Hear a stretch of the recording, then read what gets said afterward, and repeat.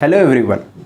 आज के इस लेक्चर के बाद यूपीएससी प्रीलिम्स 2020 में जो क्वेश्चन पूछा गया था नेशनल पॉलिसी ऑन बायोफ्यूल, इसे आप आसानी से कर सकोगे। और साथ ही साथ यूपीएससी प्रीलिम्स 2019 में जो एचसीएनजी पे क्वेश्चन पूछा था उसे भी आप आसानी से कर ले जाओगे। और पिछले लेक्चर में हमने किस चीज़ की बात की थी, तो हम लोग ने हाइड्रोजन फ्यूल के बारे में बात की थी, फ्यूल सेल के बारे में बात की थी और सोलर एनर्जी के बारे में बात की थी। आज हम लोग बात करने वाले हैं विंड एनर्जी के बारे में। विंड एनर्जी का मतलब क्या है, यानी कि हम विंड से क्या कर रहे हैं, पावर जनरेट कर रहे हैं। और वो कैसे पावर जनरेट कर रहे हैं, तो विंड में क्या है, काइनेटिक एनर्जी है। वो काइनेटिक एनर्जी जब विंड मिल्स को घुमाता है तो मैकेनिकल एनर्जी में कन्वर्ट होता है और यही मैकेनिकल एनर्जी फिर बाद में जनरेटर के थ्रू ये इलेक्ट्रिकल पावर में कन्वर्ट हो जाता है। इसी को हम लोग कहेंगे wind energy. Germany, USA, Denmark, Spain और इंडिया पूरे वर्ल्ड का 80% ऑफ द विंड एनर्जी की कैपेसिटी रखते हैं। तो ये याद रखें कि देयर आर 5 कंट्रीज जिसमें 80% ऑफ द वर्ल्ड की जो विंड एनर्जी की कैपेसिटी है वो इंस्टॉल्ड है। विंड फार्म किसे कहेंगे, तो जैसे कि हम लोग जानते हैं कि एक इंडिविजुअल जो है उसको हम लोग विंड मिल बोल रहे हैं। अगर कोई एक ग्रुप ऑफ विंड मिल हो और एक पार्टिकुलर लोकेशन पे, तो उसी को हम लोग कहेंगे विंड फार्म। अब ये विंड फार्म 2 तरह के होते हैं। कौन कौन से, एक होता है ऑनशोर और दूसरा होता है ऑफशोर। और ये डिपेंड करता है कि किधर से कहाँ पे ये इंस्टॉल्ड है, इसकी लोकेशन पे डिपेंड करता है कि हम इसे ऑनशोर बोलेंगे या ऑफशोर बोलेंगे। ऑनशोर कहने का मतलब है कि अगर कोई विंड फार्म जो लैंड पर है, यानी कि विंड जो है वो ओशियन से होकर लैंड की तरफ जा रही है, उस विंड के कारण वहाँ पे टरबाइन का रोटेशन हो रहा है, तो उसे हम लोग कहेंगे ऑनशोर, क्योंकि ऑनशोर विंड के कारण वहाँ पे जो विंड मिल का जो टरबाइन है उसे घुमाया जा रहा है। दूसरा है ऑफशोर। ये कहाँ पे इंस्टॉल्ड होते हैं, तो ये ओशियन में, सी में इंस्टॉल्ड होते हैं, यानी कि वाटर बॉडीज़ में ये इंस्टॉल किए जाते हैं। इनकी कॉस्ट बहुत ज़्यादा होती है, बहुत ज़्यादा इसकी मेंटेनेंस की रिक्वायरमेंट होती है, इसलिए ये बहुत ज़्यादा एक्सपेंसिव होता है। इतनी ज़्यादा मेंटेनेंस की रिक्वायरमेंट इसलिए पड़ती है क्योंकि वहाँ पे सॉल्टी नेचर होने के कारण वाटर के ये जल्दी डिटेरिएट करता है, इसलिए सर्विसिंग इसकी बार बार सर्विसिंग की ज़रूरत पड़ती है। और दूसरा कारण ये है कि वाटर में होने के कारण तो ये जो वेव है, ओशियन वेव है, ओशियन करेंट है, टाइड्स हैं, तो उनका भी ये सामना करते रहते हैं। तो इसलिए इसको मेंटेनेंस की काफ़ी ज़रूरत होती है, इसलिए ये एक्सपेंसिव होता है। लेकिन हमारी मजबूरी ये है कि हमारे पास लैंड उतने ज़्यादा नहीं है। अगर कोई विंड मिल किसी नेशनल पार्क, फॉरेस्ट रिजर्व के आसपास है तो वहाँ से उसको हटाने की बात की जाती है इन्वायरमेंटलिस्ट के द्वारा, और हम जब अपने नेचर की सुरक्षा करते हैं, क्योंकि उससे बहुत ज़्यादा जो पक्षियों को नुकसान होता है, उनकी जान चली जाती है। इसलिए ज़्यादातर जो विंड जो फार्म्स है वो ऑफशोर इंस्टॉल किए जाते हैं। लेकिन उसका एक डिसएडवांटेज ये है कि वो बहुत ज़्यादा एक्सपेंसिव होता है, जैसा कि अभी हमने आपको बताया। इंडिया के बारे में बोला जाए, अपने कंट्री इंडिया के बारे में, तो इंडिया वर्ल्ड का 4th लार्जेस्ट हाईएस्ट जो विंड कैपेसिटी है उसको इंडिया में इंस्टॉल्ड है। यानी कि India ranked 4th highest wind install capacity in the world with total install capacity of 39.25 gigawatt, है ना, एज ऑफ 31 मार्च 2021। तो 31 मार्च 2021 तक इंडिया में 39.25 गीगावाट की विंड एनर्जी इंस्टॉल्ड हो चुकी है।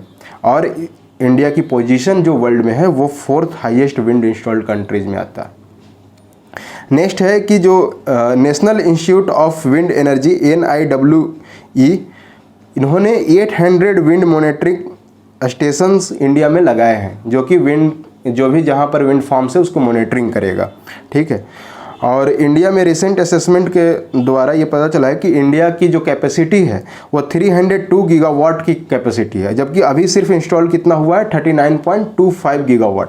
और ये 302 जो गीगावाट है, ये जो कैपेसिटी है at the height at the ground level से 100 मीटर की ऊंचाई पर। और अगर हम 120 मीटर की ऊंचाई पर देखें तो 695.5 गीगावाट की हमारी कैपेसिटी है। तो हम लोग अभी अपनी कैपेसिटी से बहुत नीचे बिलो हैं। अगर हम फुल कैपेसिटी अचीव कर लें तो ये हमारे लिए जो भी हम लोग इलेक्ट्रिसिटी की जो पावर की जो हमारी रिक्वायरमेंट है, जो कि हम डिपेंडेंट है फॉसिल फ्यूल पर, वो हमारी निर्भरता दूर हो जाएगी। इंडिया में 7 लीडिंग स्टेट्स जो हैं, जो कि वहाँ पर पोटेंशियल के अनुसार और इंस्टॉल्ड कैपेसिटी के अनुसार, तो उसे हम एक क्रमबद्ध देख लेते हैं कि कौन से सबसे हाईएस्ट है, क्योंकि ये आपसे क्वेश्चन पूछा जाता है बहुत बार कि आप डिक्रीजिंग और इंक्रीजिंग ऑर्डर में उनके पोटेंशियल, उनकी इंस्टॉल्ड कैपेसिटी के अनुसार उसको लगाएं। तो जो सबसे पहला जो स्टेट है, जो फर्स्ट नंबर पे है, वो तमिलनाडु है ना, जहाँ पे 9608 मेगावाट की कैपेसिटी इंस्टॉल्ड है। सेकेंड नंबर पर गुजरात है, थर्ड नंबर पर महाराष्ट्र है ना, फोर्थ पे कर्नाटका है, फिफ्थ पर राजस्थान है और सिक्स्थ पर आंध्र प्रदेश एंड सेवेंथ पे मध्य प्रदेश। उड़ीसा की बात की जाए तो उड़ीसा में 0 मेगावाट है, यानी कि यहाँ पे कोई इंस्टॉल्ड कैपेसिटी नहीं है एज ए लार्ज। ठीक है, तो एक ये आप बात याद रखें, क्योंकि एक मन में एक बात होती है कि हर एक जो कोस्टल जो स्टेट है वहाँ पर कम से कम ये होगा ही इंस्टॉल्ड, लेकिन ऐसा नहीं है। उड़ीसा जो है, उड़ीसा में कोई जो विंड फार्म है वहाँ पे वो नहीं है, इंस्टॉलेशन वहाँ पर नहीं है, इसलिए यहाँ पे 0 मेगावाट मेंशन्ड है। केरला में है, केरला में भी बहुत कम है, 62.5 मेगावाट। ठीक है, तो टोटल इंस्टॉल्ड कैपेसिटी ये 7 स्टेट की देखा जाए तो 26 गीगावाट तक हो जाती है। और पूरे इंडिया में अभी कितना है, अभी हमने आपको बताया था कि 39.25 गीगावाट। तो सिर्फ 7 स्टेट में 26 गीगावाट की इंस्टॉल्ड कैपेसिटी है। ठीक है, उसके बाद हम देखते हैं कि एक गवर्नमेंट के तरफ से इसको बढ़ावा देने के लिए क्या किया जा रहा है। तो इसको बढ़ावा देने के लिए गवर्नमेंट की तरफ से जो भी अगर जो पावर जो विंड एनर्जी से प्रोड्यूस हो रही है, तो वहाँ पे जो इंटर स्टेट जो फैसिलिटेशन है, इनका ट्रांसमिशन जो कॉस्ट है और जो ट्रांसमिशन लॉस है और इसको दूर तक पहुँचाने का जो कॉस्ट है, उसको वेव्ड ऑफ कर दिया गया है गवर्नमेंट से, यानी वो चार्जेस नहीं लगेंगे। Transmission charge and the losses have been waived off for the wind and the solar project. ये आपको याद रखना चाहिए, ये गवर्नमेंट का एफर्ट है और to be commissioned by March 2022। ये मार्च 2022 से ये लागू हो जाएगा। ठीक है, यहाँ पे फैक्ट बूस्टर एक हम देख लेते हैं, जो कि हम लोगों ने सोलर एनर्जी किया था उसी से रिलेटेड है कि सूर्य मित्र कौन होते हैं। तो ये स्किल डेवलपमेंट प्रोग्राम है जो कि 2015 में लॉन्च किया गया था। किस चीज़ के लिए, तो जो डिमांड आ रही थी कि जो ट्रेंड पर्सन की, जो कि रख रखाव कर सके सोलर पैनल्स की, उसकी इंस्टॉलेशन की, उसको ऑपरेट एंड मेंटेन करने का, तो ये जो स्किल है, इसको एक स्किल ट्रेनिंग दिया जाता था लोगों को, उसी को सूर्य मित्रा कहा जाता है। तो इसकी डिमांड को फुलफ़िल करने के लिए ऑपरेटिंग का और इंस्टॉल का और मेंटेनेंस का इसे सूर्य मित्रा ये लॉन्च किया गया था। इसका टारगेट है कि 2019-20 तक 50,000 सूर्य मित्र स्किल डेवलपमेंट के प्रोग्राम के थ्रू लाए जाएं। लेकिन ये अभी जो न्यूज़ रिपोर्ट आ रही है उसके अनुसार ये जो टारगेट है ये हम मिस कर चुके हैं। टारगेट 2019-20 तक ये 50,000 हमारे कंट्री में सूर्य मित्र नहीं है। Present installed solar PV manufacturing capacity in India की बात की जाए तो ये बहुत ही कम है। अब अगर आप देखें तो सोलर पीवी सेल कैपेसिटी की बात करें तो 3 गीगावाट पर ईयर है। सोलर पीवी सेल मॉड्यूल्स की बात करें तो 10 गीगावाट पर ईयर है। और जो तीसरा जो है पॉलीसिलिकॉन वेफर इनगोट, ये इंडिया में मैन्युफैक्चर ही नहीं होते हैं। हमें क्या है कि बहुत ही हम क्या है डिपेंडेंट है चाइना पर इसके लिए, सोलर पैनल्स के लिए। तो वहाँ पे जो भी वेफर्स हैं वो हमारे इंडिया में मैन्युफैक्चर नहीं हो रही है। वो वेफर्स जब मैन्युफैक्चर नहीं हो रही है तो हम ज़्यादा इंपोर्ट कर रहे हैं कहाँ से, चाइना से। चाइना से बहुत ज़्यादा इन्फिल्ट्रेशन भी होता है विदाउट पेइंग द टैक्सेस। ठीक है, इसके कारण क्या हो रहा है कि हमारी जो अपॉर्चुनिटी थी कि हमारी जो location major of the location India की जो है वो पोजिशन्ड है in the range of the Tropic of Cancer. और ट्रॉपिक ऑफ कैंसर के पास आपको पता है कि ये जो रीजन है जो हम ट्रॉपिकल जोन में है वहाँ पे बहुत ज़्यादा सोलर एनर्जी हमें मिलता है। हमारी कैपेसिटी सोलर एनर्जी की बहुत ज़्यादा है पोटेंशियल वाइज, लेकिन हम ये मैन्युफैक्चर नहीं कर पा रहे हैं। उसके कारण इंडिया इससे अभी पिछड़ रहा है और चाइना इसमें कहीं ना कहीं अभी लीड ले चुका है। तो हमारे गवर्नमेंट को ध्यान देना होगा कि हम ज़्यादा से ज़्यादा इस बात पर फोकस करें। सेकेंड चीज़ है कि इंडिया में एक स्कीम चलाया गया डोमेस्टिक कंटेंट रिक्वायरमेंट की। ये है क्या? इसका कहने का मतलब है कि देखिए कि जो भी सोलर प्रोजेक्ट्स हैं, चाहे वो अंडर गवर्नमेंट प्रोड्यूसर स्कीम हो, है ना, CPSU के अंतर्गत, जो कि 12,000 मेगावाट का जो कि टारगेट है, और कुसुम स्कीम है, न्यू रूफ टॉप स्कीम है, ये सब में जो भी सोलर पैनल यूज होगा उसमें डोमेस्टिक कंटेंट रिक्वायरमेंट होगी। कहने का मतलब है कि उनकी जो भी ये मैंडेटेड है to source their requirement of solar cell and a module from the domestic sources. ये बाहर से आप नहीं ला सकते, वो आपको डोमेस्टिक सोर्सेज से ही ये बनाना पड़ेगा। और इसमें एक डिमार्केशन है, एक कंडीशन ये है कि WTO का जो कंप्लाइंट है उसी के अनुसार ये आपको करना पड़ेगा, क्योंकि WTO कुछ लिमिट लगाता है कि इसके ऊपर आप डोमेस्टिक कंटेंट रिक्वायरमेंट ज़्यादा नहीं कर सकते हैं। ठीक है, for the healthy marketing and जो कॉमर्स, ट्रेड एंड कॉमर्स है उसके लिए वर्ल्ड में। ठीक है, नेक्स्ट है हाइड्रो पावर। हाइड्रो पावर में इलेक्ट्रिसिटी कैसे जनरेट हो रहा है?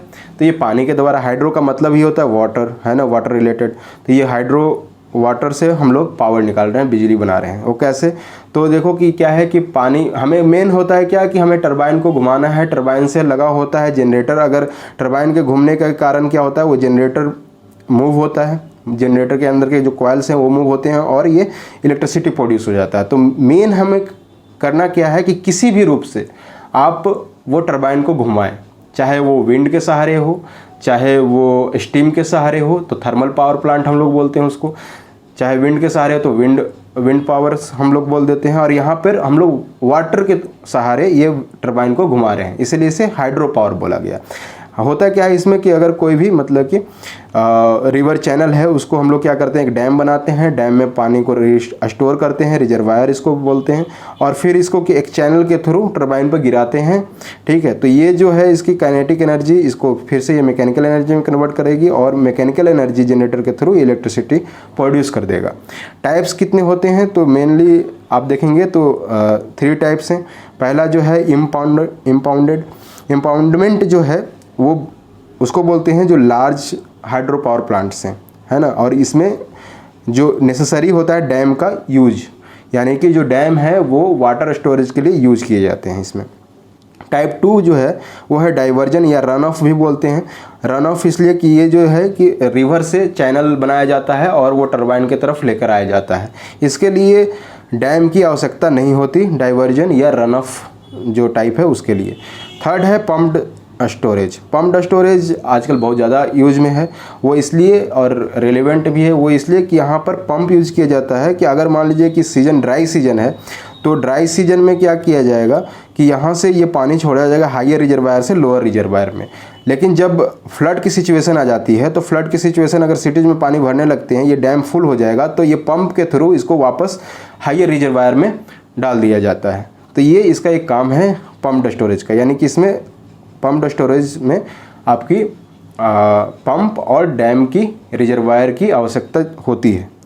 अब मेनली अगर साइज़ की बात की जाए तो साइज़ में हम लोग स्मॉल और लार्ज हाइड्रो पावर प्लांट्स में डिवाइड करते हैं। जो स्मॉल हाइड्रो पावर प्लांट है, तो जो स्मॉल हाइड्रो पावर्स हैं उसकी कैपेसिटी जो होती है वो लेस देन 25 मेगावाट की होती है, ये आपको याद रखना चाहिए। ठीक है, नेक्स्ट है जनरली रन ऑफ और डाइवर्जन जो टाइप के होते हैं वो स्मॉल हाइड्रो पावर प्लांट्स होते हैं।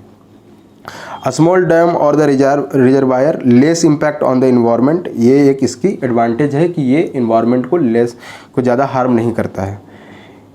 ये इंडिया और जो चाइना जो हैं ये स्मॉल हाइड्रो पावर प्लांट्स में ये सबसे आगे हैं विश्व में। ठीक है, India and China are the major player of the SHP sector.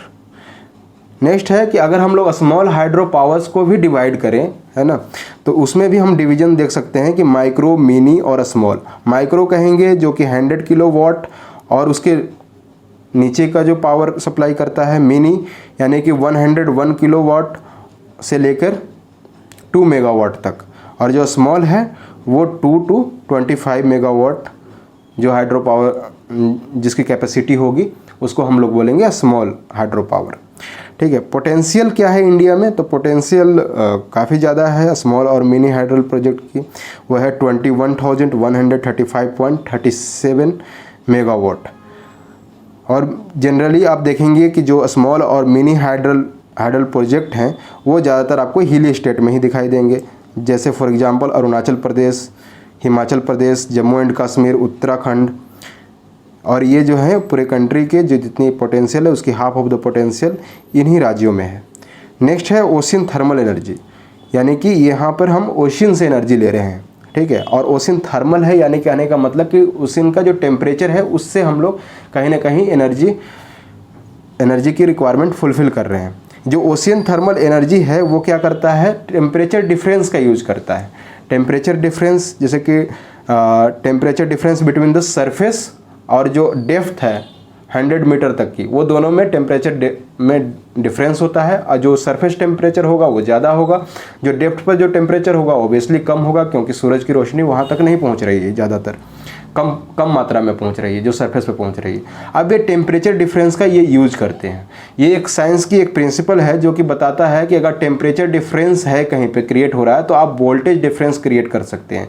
तो यानी कि अगर टेम्परेचर डिफरेंस से, है ना, यहाँ मैं लिख देता हूँ कि टेम्परेचर डिफरेंस से क्या होता है, जनरेट होता है वोल्टेज डिफरेंस। और ये जो वोल्ट डिफरेंस है इसी को हम लोग क्या करते हैं, पोटेंशियल डिफरेंस बोलते हैं, ठीक है। पोटेंशियल डिफरेंस अगर आपको मिल गया तो अगर आप साइंस के स्टूडेंट हैं, ठीक है, तो आपको पता होगा कि पोटेंशियल डिफरेंस से हम लोग इलेक्ट्रिसिटी जनरेट कर लेते हैं, इलेक्ट्रिसिटी ये प्रोड्यूस कर देता है, ठीक है। इतना एक मोटा मोटी हिसाब से आप समझे तो ये मैकेनिज्म होता है इसका। दूसरा है वेव एनर्जी। वेव एनर्जी में क्या है कि आप जो ओशियन का है वेव, उससे आप एनर्जी पैदा कर रहे हैं, यानी कि वेव भी क्या है, वहाँ भी एक काइनेटिक एनर्जी होगा उसके वेव में, उस काइनेटिक एनर्जी को आप यूज करें टरबाइन को घुमाने में, और वो क्या है कि उससे आप इलेक्ट्रिसिटी प्रोड्यूस कर सकते हैं। जो वर्ल्ड का जो पहला वेव एनर्जी जो प्रोजेक्ट है, वर्ल्ड का नहीं सॉरी इंडिया का, वो है विजिंजम नियर त्रिवेंद्रम, यानी कि केरल में है ये, और इसकी कैपेसिटी कितनी है 150 मेगावाट की। नेक्स्ट है टाइडल एनर्जी। जो टाइड्स हैं, हाई टाइड्स और लो टाइड्स, आप टाइड एंड वेव्स देख रहे होंगे, तो ये टाइड के कारण इसमें भी क्या है, काइनेटिक एनर्जी है। ये एनर्जी काइनेटिक एनर्जी यूज करके हम अगेन टरबाइन घुमा सकते हैं। लेकिन ये बहुत ज़्यादा ये जो मेथड्स हैं जैसे कि ओशियन थर्मल है ना, वेव एनर्जी, टाइडल एनर्जी, ये उतना अभी कारगर नहीं है, इस पर और भी रिसर्च होना बाकी है, ठीक है। तो ये टाइडल एनर्जी मैंने क्या बोला कि टाइड के एनर्जी को इस्तेमाल करके वो टरबाइन घुमाएंगे और टरबाइन से फिर क्या करेंगे, इलेक्ट्रिसिटी जनरेट करेंगे। और यहाँ पर जो है कि गल्फ ऑफ कच्छ में जो गुजरात में है वहाँ पर ये इंस्टॉल करने की अभी बात की जा रही है, ठीक है। तो ये हुआ आपका थर्मल एनर्जी, ओशियन एनर्जी, ठीक है। नेक्स्ट हम देखते हैं bio energy. Bio energy India में समझिए कि स्टार्टिंग में ही ट्रेडिशनल रूप में हमारे यहाँ बायो एनर्जी बहुत ज़्यादा रूप में पोटेंशियल बहुत ज़्यादा है। और ये बायो एनर्जी क्या है, ये रिन्यूएबल सोर्स ऑफ एनर्जी भी है, इसको रिन्यू किया जा सकता है। यानी कि जैसे कि हमारे यहाँ बहुत समय पहले से गोबर गैस ये सब यूज होता था, ठीक है, या फिर आप देखें कि जो भी वेस्ट मटेरियल है उससे ये एनर्जी प्रोड्यूस किया जाता है। इंडिया में देखें तो about 32% of the total primary energy use in the country is still derived from the biomass, ठीक है। And more than the 70% of the countries population depend upon it for the energy need, ठीक है। यानी कि आप जैसे कि लकड़ी का ईंधन ये सब जो फ्यूल है ये भी क्या है कि एनर्जी का सोर्स ही है। तो मोर देन 70% जो है हमारी कंट्री के पॉपुलेशन ये कहीं ना कहीं इस पर डिपेंडेंट है। फॉर जो कि इफ़ेक्टिव यूटिलाइजेशन ऑफ बायोमास के लिए क्या किया जा रहा है, जो बायोगैस वेस्ट जो को जनरेशन प्लांट्स हैं, है ना, शुगर मिल में, उनको बढ़ावा दिया जा रहा है, ठीक है, और उनसे पावर जनरेट किया जा रहा है। बायोमास एंड द को जनरेशन प्रोग्राम लाया गया इसके लिए, जो कि क्या करता है, बायोमास मटेरियल यूज करता है। कौन कौन से बायोमास मटेरियल यूज में आते हैं इसमें, बायोगैस है, यानी कि आप देखते हैं कि जो शुगर केन है, शुगर केन जब उसको पेराया जाता है, ठीक है, उसको क्रश किया जाता है तो वो उसके सेल्स निकलते हैं, उसी को बायोगैस कहते हैं, ठीक है। उसके जो ऊपर की कवरिंग है उसको बायोगैस कहते हैं।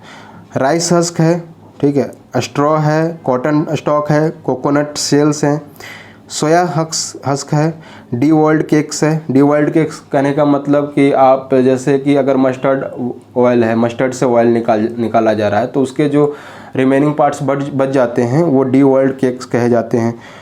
कॉफ़ी वेस्ट है, जूट वेस्ट है, ग्राउंडनट सेल्स हैं, सॉ डस्ट है, एटसेट्रा। ये सब क्या है कि ये बायोमास मटेरियल हैं और ये biomass material as a use आते हैं for the production of the energy. Potential देखी जाए तो according to as per the study of the ministry of new and renewable energy, current ability of the biomass in India कितना है, 750 million metric ton per year, इतनी हमारी potential है, ठीक है। लेकिन हम इतना, ऑब्वियस ही बात है कि इतना हम लोग यूज़ नहीं कर पा रहे हैं, ठीक। इंस्टॉल्ड कैपेसिटी कितनी है अभी, तो 10,170 megawatt has been installed in biomass power and the cogeneration sector, ठीक है। नेक्स्ट देखते हैं कि इंस्टॉल्ड कैपेसिटी ऑफ बायोमास कितना है, तो 1836 मेगावाट, ठीक है। और ये जो लीडिंग स्टेट है इसमें इंस्टॉल्ड कैपेसिटी ऑफ बायोमास में, वो छत्तीसगढ़, मध्य प्रदेश, गुजरात, राजस्थान, तमिलनाडु। नेक्स्ट है कि installed capacity of biogas 7,562 megawatt है, और इनके जो लीडिंग स्टेट है वो महाराष्ट्र, कर्नाटका, यूपी, तमिलनाडु एंड आंध्र प्रदेश। ये सब आप याद रखिएगा, प्रीटी में पूछ सकता है। Installed capacity of non biogas क्या कितना है, 772 मेगावाट। इसमें कुछ समझने लायक नहीं है, ये सिर्फ डेटा है, डेटा इसको आप याद रखें, ठीक है। नेक्स्ट है नेशनल पॉलिसी ऑन बायोफ्यूल 2018। ये क्या है, नेशनल पॉलिसी हमारी क्या है ऑन बायोफ्यूल, वो हम लोग देख लेते हैं। तो government has been implemented ethanol blended petrol EBP programme, ठीक है। इसी के अंतर्गत EBP प्रोग्राम है थ्रू आउट द कंट्री, ठीक है, except union territory of Andaman and Nicobar and Lakshadweep. Lakshadweep और अंडमान निकोबार के अलावा पूरे कंट्री में इथानॉल ब्लेंडेड पेट्रोल की जो प्रोग्राम है वो चल रहा है, वो गवर्नमेंट के द्वारा इम्प्लीमेंट किया जा रहा है, ठीक है। जहाँ पर जैसे कि अंडमान निकोबार और जो लक्षद्वीप है वहाँ पर इसलिए नहीं हो रहा कि वहाँ पे ऑलरेडी जो ऑयल मार्केटिंग जो कॉरपोरेशंस हैं वो जो पेट्रोल है वो 10% ब्लेंड करके उसमें बायोफ्यूल को, इथानॉल को ब्लेंड करके वो वहाँ पे बेच रहे हैं। जो कि एम जो है हमारे नेशनल पॉलिसी ऑन बायोफ्यूल 2018 का, उसका एम है 20% ब्लेंडिंग हो बायोफ्यूल की फॉसिल फ्यूल में, ठीक है। मतलब कहने का मतलब है कि फॉसिल फ्यूल को के अमाउंट को हम लोग कम करेंगे और इसमें हम लोग मिक्स करेंगे 20% ऑफ बायोफ्यूल, ठीक है। इथानॉल हम लोग इसमें मिक्स कर रहे हैं, ब्लेंड कर रहे हैं, ठीक है। और ये टारगेट क्या है, बेस्ट फ्यूल बाय 2030 तक हम 20% ब्लेंडिंग करने लगे। इसमें दो चीज़ है कि 20% जो इथानॉल है वो हम पेट्रोल में ब्लेंड करेंगे और 5% बायोडीजल है वो डीजल में ब्लेंड करेंगे, यानी ब्लेंड का मतलब होता है मिक्सिंग, ठीक है। नेक्स्ट है ये नेशनल पॉलिसी ऑफ बायोफ्यूल 2018 में ही सेकंड हम क्या बात करते हैं, बायोफ्यूल का कैटेगरी की बात करते हैं। तो इसमें 3 कैटेगरी बनाई गई है, एक बायो इथानॉल है, फर्स्ट जनरेशन का फ्यूल है, बायोडीजल है, और जो थर्ड वन है वो एडवांस बायोफ्यूल है जिसमें सेकेंड जनरेशन इथानॉल और थर्ड जनरेशन फ्यूल्स भी आ जाते हैं। जो बायो इथानॉल है वो fuel produced from the sugar cane, sugar beet, है ना, स्वीट सोरघम एटसेट्रा, इसको कहेंगे हम लोग बायो इथानॉल के अंतर्गत आता है। नेक्स्ट है जो स्टार्च कंटेनिंग स्टार्च कंटेनिंग जो सब्सटेंसेस हैं जैसे कि कॉर्न है, कसावा है, रोटन पोटैटोज है, एल्गी है, इन सब से भी बायो इथानॉल बनाया जा रहा है। जो थर्ड है जो सेलुलोजिक हैं जैसे कि बायोगैस है, वेस्ट वुड है, एग्रीकल्चरल एंड फॉरेस्ट्री रेसिड्यू है, तो ये सब भी, इन सब से भी बायो इथानॉल बनाने की बात की गई है नेशनल बायोफ्यूल पॉलिसी में।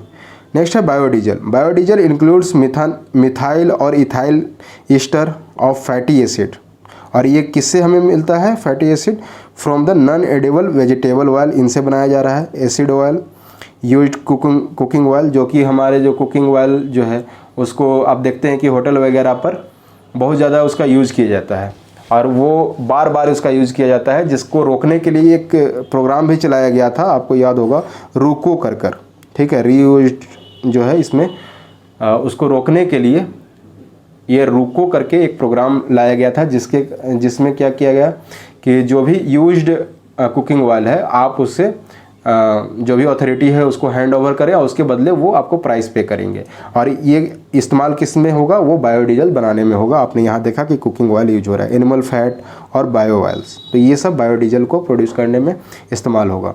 एडवांस्ड बायोफ्यूल्स जैसे कि 2G यानी कि यहाँ पे 2G क्या है, सेकेंड जनरेशन इथानॉल है, ठीक है। एल्गी बेस्ड जो है थर्ड जनरेशन के फ्यूल हैं।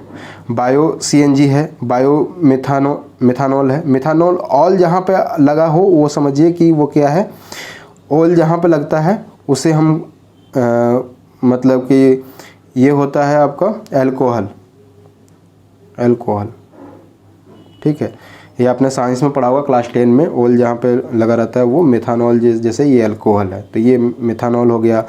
डाई मिथाइल ईथर हो गया, बायोहाइड्रोजन हो गया। इन सब से क्या ये किस कैटेगरी में आएंगे? ये एडवांस्ड बायोफ्यूल है, यानी कि second generation and third generation के ये बायोफ्यूल्स हैं। तो ये सब आप याद रखें कि कौन कौन से सेकेंड जनरेशन का है, कौन फर्स्ट जनरेशन का है, कौन थर्ड जनरेशन का है, ठीक है। नेक्स्ट देखिए कि प्रीलिम्स 2020 में जो कि हमने आपको बताया था कि हम लेक्चर के एंड में हम ये क्वेश्चन कर पाएंगे। तो देखिए कि according to India's national policy on biofuel which of the following can be used as raw material, है ना। यहाँ पर ध्यान देने की बात है, according to India's national policy on biofuel के बारे में बोल रहा है, नेशनल पॉलिसी के बारे में बोल रहा है। उसके अकॉर्डिंग कौन से रॉ मटेरियल्स यूज किए जा सकते हैं in the production of biofuel के लिए। ऑप्शन दिए गए हैं cassava, damaged wheat grain, groundnut seeds, horse gram, rotten potatoes, sugar beet. अब इसमें आप देखें कि कौन कौन सा ऑप्शन सही है। तो आप देखिए कसावा आप यहाँ भी देख सकते हैं, ठीक है। ये जो हमने अभी यहाँ पर आपको बताया था नेशनल बायोफ्यूल में, यहाँ आपको बताया था कि बायोमास मटेरियल यूज्ड, इसमें कसावा भी दिया हुआ है, ठीक है। यहाँ आप देखें कसावा स्टार्च में, ये नेशनल बायोफ्यूल में ही है, स्टार्च की कैटेगरी में आप देखें कसावा दिया हुआ, यानी कि ये तो राइट है, तो इसको आप टिक मार दें। सेकंड है damaged wheat grain. Damaged wheat grain किस कैटेगरी में आ जाएगा? सेलुलोजिक में, एग्रीकल्चर रेसिड्यू है उसमें आ जाएगा, यानी कि सेकंड ऑप्शन भी सही है। तो जिसमें फर्स्ट और सेकंड नहीं है उसको आप स्ट्राइक डाउन कर दें। तो देखें कि बी में जो है वो सेकंड नहीं है, ठीक है, तो इसको हमने हटा ही दिया। अब हमारे पास ए, सी एंड डी ऑप्शन बचे हुए हैं। नेक्स्ट है ग्राउंडनट सीड्स। अब ग्राउंडनट सीड्स कहीं भी मेंशन नहीं है, है ना, सेल्स मेंशन है, ग्राउंडनट सीड मेंशन नहीं है। तो यानी कि ये जो है ये इसके अंतर्गत नहीं आता है बायोफ्यूल में। तो ग्राउंड सीड्स को हम हटा दें तो थर्ड जहाँ जहाँ है ऑप्शन उसको हम स्ट्राइक डाउन कर देते हैं। तो C will be strike down and D will be strike down, तो ऑप्शन ए करेक्ट हो जाएगा। साथ साथ आप ये देखें कि रोटन पोटैटोज़ यहाँ पे दिया हुआ है, मेंशन है, शुगर बीट ये सब दिया हुआ है, हॉर्स ग्राम दिया हुआ है, ठीक है। तो 1, 2, 5 and 6 only was the correct, A option was the correct, ठीक है। एक और चीज़ काम सरकार क्या कर रही है, नेशनल बायोफ्यूल जो पॉलिसी है उसके अंतर्गत कि जो GST on the ethanol is reduced from the 18% to 5%। तो ये GST कम कर दिया गया है इस पर। तो GST कम कर देने से क्या होगा कि उसकी प्राइस में रिडक्शन आएगा और लोग और वो जो फ्यूल जो है इसके जो ब्लेंडेड फ्यूल हैं वो सस्ते होंगे। नेक्स्ट हम देखते हैं जियोथर्मल एनर्जी। जियोथर्मल एनर्जी कहने का मतलब है, जियो से ही आपको पता है कि अर्थ रिलेटेड, ठीक है, और थर्मल का मतलब होता है टेम्परेचर रिलेटेड। तो जियोथर्मल यानी कि अगर धरती के गर्मी से अगर कोई एनर्जी प्रोड्यूस हो रही है उसको हम लोग जियोथर्मल बोलेंगे। कहने का मतलब है कि जो भी हीट एनर्जी जो ट्रैप्ड हो जाती हैं बिटवीन द स्टोन्स और बिलो द अर्थ, उसको इस्तेमाल करके ये जियोथर्मल एनर्जी बनाया जाता है। होता क्या है कि अगर दो स्टोन के बीच में जो एनर्जी, जो हीट एनर्जी ट्रैप हो गई हैं उसके कारण बहुत ज़्यादा यहाँ से गैसेस एक वाष्प की तरह, वेपर की तरह निकलता है अगर इसके कांटेक्ट में वाटर आते हैं तो, और ये जो निकलते रहता है ये एक सोर्स बन जाता है जियोथर्मल का, और इसी को इस्तेमाल करके टरबाइन को घुमाया जाएगा और टरबाइन घूमेगा, उसके बाद हमारे इलेक्ट्रिसिटी प्रोड्यूस हो जाएगा, ठीक है। नेक्स्ट हम देखते हैं HCNG यानी कि हाइड्रोजन इनरेस्ट कंप्रेस्ड नेचुरल गैस, ठीक है। ये 2019 में इससे रिलेटेड क्वेश्चन पूछा गया है, उससे अभी हम सॉल्व करेंगे। इसके बारे में क्या क्या जानना है ये हम देख लेते हैं। It reduces the emission of CO2 by 70%, यानी कि कार्बन डाइऑक्साइड का जो इमिशन है उससे 70% तक ये कम कर देता है। And increases the fuel efficiency by up to 3%। Fuel की जो इफिशियंसी है HCNG में बढ़ जाती है, कितने परसेंट से? लगभग 3% से। नेक्स्ट है कि ये क्लीनर है और मोर, ये क्लीनर है, ठीक है। नेक्स्ट ये इकोनॉमिकल, ये जो लिखा हुआ है ये गलत है, ठीक है, इसे आप ध्यान मत दें। नेक्स्ट है HCNG is easier and safer to use, ठीक है, then the hydrogen as it contains very low energy content from the hydrogen. आपको हाइड्रोजन जो हम फ्यूल पढ़ा रहे थे, हाइड्रोजन फ्यूल सेल, उसमें हमने बताया था उसके डिसएडवांटेज में कि हाइड्रोजन बहुत ज़्यादा एक्सप्लोसिव होता है। Hydrogen HCNG is easier and safer to use than the hydrogen at it contains very low energy content from the hydrogen। Hydrogen बहुत ज़्यादा एक्सप्लोसिव होता है जो कि डेंजरस है, इसीलिए हम लोग क्या यहाँ पर हाइड्रोजन की जो कंटेंट है वो कम है, इसलिए लेस एक्सप्लोसिव है, ठीक है, इसलिए वो उससे सेफ़र है। और यहाँ पर हम लोग अप टू 30% बाई वॉल्यूम इससे ब्लेंड कर रहे हैं हाइड्रोजन से CNG को। Speed of the process of the combustion के प्रोसेस को ये बढ़ा देता है। नेक्स्ट है IOCL has plans to mix. IOCL ने यानी कि इंडियन ऑयल कॉरपोरेशन लिमिटेड है, इनकी जो प्लानिंग है ये 18 to 20% हाइड्रोजन को ब्लेंड करना CNG में, है ना, 18 to 20%, यानी कि लगभग 1/5, ठीक है। Up to 5% saving in the fuel save होगा अप टू 5%, ठीक है। लोअर NOx यानी कि लोअर नाइट्रोजन डाइऑक्साइड्स, जितने नाइट्रोजन ऑक्साइड्स हैं उनकी जो इमिशन है वो भी कम होगा इससे। बेटर परफॉर्मेंस ये देता है क्योंकि इसमें हायर ऑक्टेन रेटिंग है H2 के कारण। और ये जो कॉस्ट लेकिन इसका क्या है, ये एक्सपेंसिव है क्योंकि हाइड्रोजन आप जानते हैं कि उसके एक्सट्रैक्शन का जो कॉस्ट है वो बहुत ज़्यादा एक्सपेंसिव है, तो इसलिए HCNG CNG के मुकाबले एक्सपेंसिव है। तो ये रहा आज का लेक्चर।